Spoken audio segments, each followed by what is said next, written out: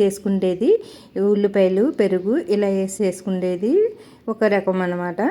ఇంకొక రకం కూడా మీకు ఇప్పుడు ఈ వీడియోలో చూపించేస్తాను చూడండి. ఇంకా మీకు ఇష్టమైతే దీనిపైన కొత్తిమీర వేసుకోవచ్చు, అలాగే పచ్చిమిర్చిని కూడా వేసుకోవచ్చు.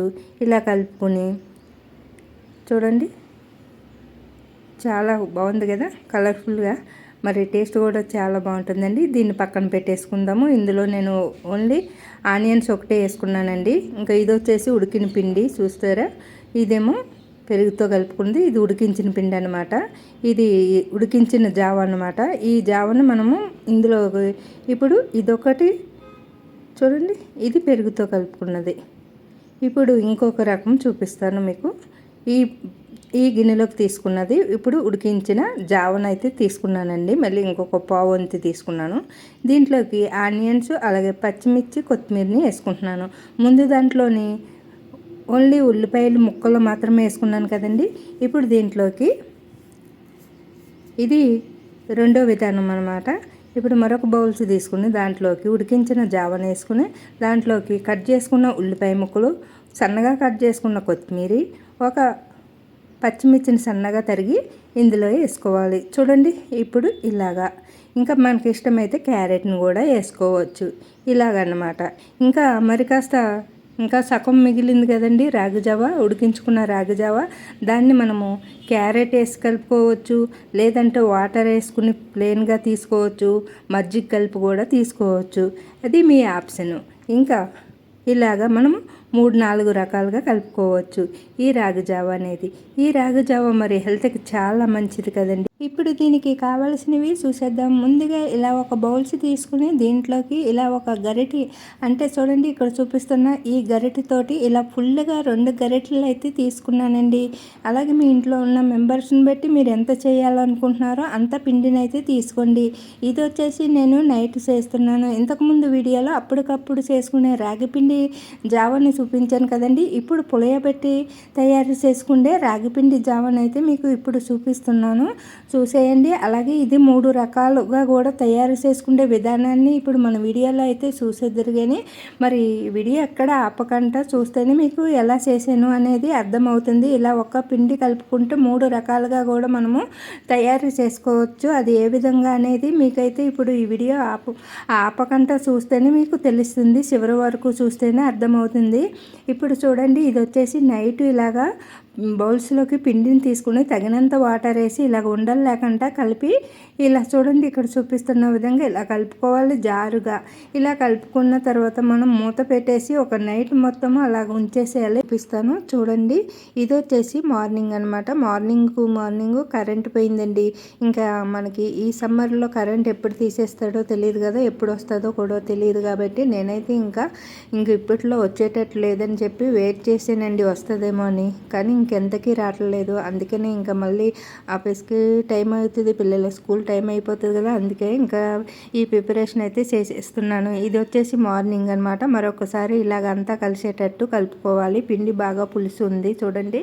ఇలాగా బాగా పులుసు ఉంది అంటే ఇక్కడ వచ్చేసి పులిసిపోతుందని అర్థం కాదండి. పిండి చక్కగా నాని ఉన్నది.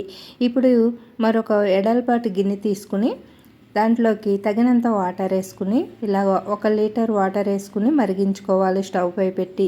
మరుగుతున్న వాటర్లోకి ఇప్పుడు మనం కలిపి పెట్టుకున్న పిండి ఉంది కదండి, నైట్ కలిపి పెట్టుకున్న ఆ పిండిని ఒకసారి కలుపుకుని ఇందులోకి వేసేసుకోవాలి. ఇక్కడ చూపిస్తున్న విధంగా ఇలా పిండి కలుపుకు పెట్టుకున్నాం కదండి, మనం వేసుకుని కలుపుకోవచ్చండి. ఎందుకంటే కలపకపోతే ఉండలు కడుతుందనే భయమేమీ అవసరం లేదండి. ఇలాగా పోసుకున్న తర్వాత కూడా ఇలా కలుపుకోవచ్చు. ఇప్పుడు మనం మాత్రము ఇలా కలుపుకుంటూ ఉడికించుకుందాము, లేదనుకోండి అడుగు పడుతుంది. కాబట్టి ఇప్పుడు ఇలా కలుపుకుంటూ మధ్యలో ఒక్కొక్కసారి ఇలా కలుపుకుంటూ మనము ఈ పిండి దగ్గరకు అయ్యేటంత వరకు ఈ పిండిని ఉడికించుకుందాము. అలాగే మధ్యలో కలపలేదనుకోండి ఉండలు కడుతుంది కాబట్టి అలాగే పొంగిపోతుంది. ఇంక ఈ పిండి వచ్చేసి మనం హైలో పెట్టామనుకోండి మంట అనేది పొంగిపోతుంది. కాబట్టి ఇలా కలుపుకుంటూ దగ్గరకంటే మనకి ఎంత కావాలో అంతవరకు కూడా మనము ఈ పిండిని ఉడికించుకుందాము.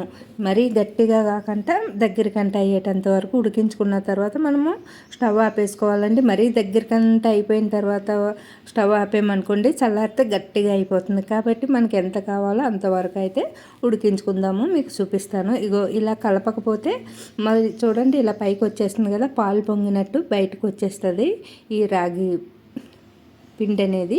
కాబట్టి మనం ఇలా కలుపుకుంటూ ఇలాగా ఉడికించుకోవాలి ఈ పిండిని. మంట అనేది మీడియంలో పెట్టుకోవాలి.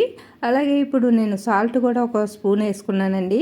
తర్వాత కూడా సాల్ట్ అనేది మనం వేసుకోవచ్చు. మనము మజ్జిగ కలుపుకుంటాము, అలాగే వాటర్ కలుపుకుంటాము కదండి.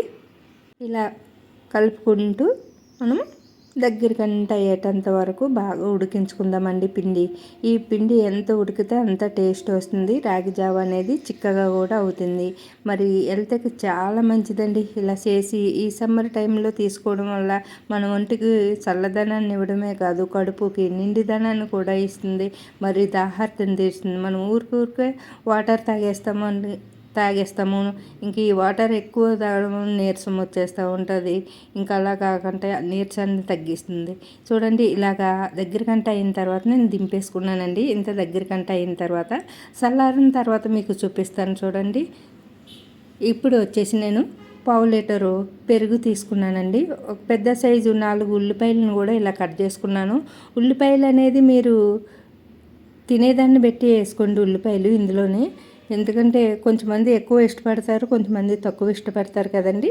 ఇలాగా ఈ పెరుగు అనేది మజ్జిగలాగా కలుపుకోవాలి. మరీ పలుచగా కాకుండా మరీ చిక్కగా కాకుండానే ఇలా కలుపుకున్న దీంట్లోకి అయితే నేను ఒక పావు వంతు ఈ రాగి జావనైతే వేసుకుంటున్నానండి చల్లారిన తర్వాత.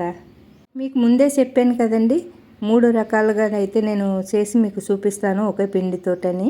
ఇగో ఇది ఒక రకం అండి. ఇలాగ మజ్జిగేసి అంటే పెరుగు వేసుకుని చేసుకునేది, ఉల్లిపాయలు పెరుగు ఇలా వేసి చేసుకునేది ఒక రకం అన్నమాట. ఇంకొక రకం కూడా మీకు ఇప్పుడు ఈ వీడియోలో చూపించేస్తాను చూడండి. ఇంకా మీకు ఇష్టమైతే దీనిపైన కొత్తిమీర వేసుకోవచ్చు, అలాగే పచ్చిమిర్చిని కూడా వేసుకోవచ్చు.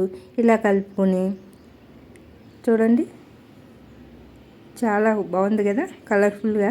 మరి టేస్ట్ కూడా చాలా బాగుంటుందండి. దీన్ని పక్కన పెట్టేసుకుందాము. ఇందులో నేను ఓన్లీ ఆనియన్స్ ఒకటే వేసుకున్నానండి. ఇంకా ఇది వచ్చేసి ఉడికిన పిండి చూస్తారా, ఇదేమో పెరుగుతో కలుపుకుంది. ఇది ఉడికించిన పిండి అనమాట.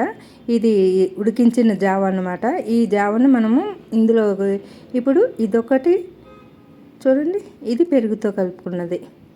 ఇప్పుడు ఇంకొక రకం చూపిస్తాను మీకు. ఈ గిన్నెలోకి తీసుకున్నది ఇప్పుడు ఉడికించిన జావనైతే తీసుకున్నానండి. మళ్ళీ ఇంకొక పావు వంతు తీసుకున్నాను. దీంట్లోకి ఆనియన్స్ అలాగే పచ్చిమిర్చి కొత్తిమీరని వేసుకుంటున్నాను. ముందు దాంట్లోని ఓన్లీ ఉల్లిపాయలు ముక్కలు మాత్రమే వేసుకున్నాను కదండి. ఇప్పుడు దీంట్లోకి ఇది రెండో విధానం అన్నమాట. ఇప్పుడు మరొక బౌల్స్ తీసుకుని దాంట్లోకి ఉడికించిన జావను వేసుకుని దాంట్లోకి కట్ చేసుకున్న ఉల్లిపాయ ముక్కలు, సన్నగా కట్ చేసుకున్న కొత్తిమీర, ఒక పచ్చిమిర్చిని సన్నగా తరిగి ఇందులో వేసుకోవాలి. చూడండి ఇప్పుడు ఇలాగా. ఇంకా మనకి ఇష్టమైతే క్యారెట్ని కూడా వేసుకోవచ్చు ఇలాగన్నమాట. ఇంకా మరి కాస్త ఇంకా సగం మిగిలింది కదండి రాగి జావ, ఉడికించుకున్న రాగి జావ, దాన్ని మనము క్యారెట్ వేసి కలుపుకోవచ్చు, లేదంటే వాటర్ వేసుకుని ప్లెయిన్గా తీసుకోవచ్చు, మజ్జిగ కలిపి కూడా తీసుకోవచ్చు. అది మీ ఆప్షను. ఇంకా ఇలాగా మనము 3-4 రకాలుగా కలుపుకోవచ్చు ఈ రాగి జావ అనేది. ఈ రాగి జావ మరి హెల్త్కి చాలా మంచిది కదండి. ఇలా ఒక్కసారి కలిపి పెట్టుకుంటే మనము ఇలాగా మీకు నచ్చిన విధంగా ఎన్ని రకాలుగా కలుపుకోవచ్చు. మరి ఇలాగా అప్పటికప్పుడు కాకుండా నైట్ ఇలాగా పిండిని కలిపి పెట్టుకుని చేసుకునే విధానం మీకు నచ్చితే లైక్ చేయండి, షేర్ చేయండి, మన ఛానల్ని సబ్స్క్రైబ్ చేయండి.